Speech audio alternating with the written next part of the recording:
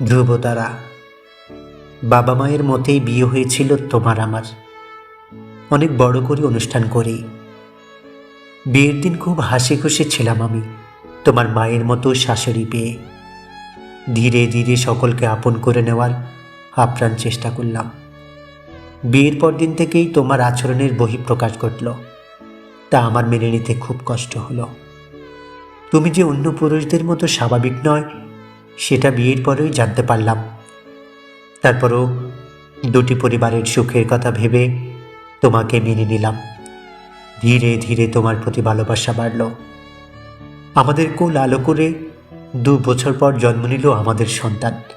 কিন্তু তুমি খুশি নাও, কেন ছেলে হলো?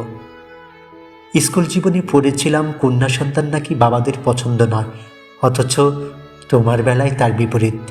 ছেলে হলো কেন, তা থেকেই দুজনের ঝগড়া শুরু হলো। ছেলের 1 মাস পূর্ণ না হতেই ছেলেকে নিয়ে রাগ করে চলে আসলাম বাবার বাড়ি। ওই রাগই আমার জীবনে কাল হয়ে দাঁড়িয়েছে। তোমার পরিবারের সাথে যোগাযোগ করার হাজার চেষ্টা করেছি, কিন্তু সব কিছু থেকেই ব্লক করে দিয়েছে সবাই আমাকে।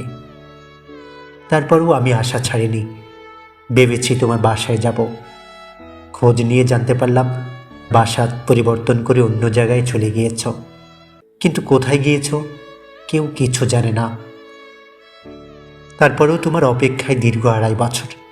এই 2.5 বছরের কষ্টগুলো আমি হয়তো তোমাকে বোঝাতে পারবো না। হাজারভাবে তোমার পরিবারকে বোঝানোর চেষ্টা করেছি, তোমাকে ভুলতে পারবো না। কেউ একটু বুঝল না আমাকে।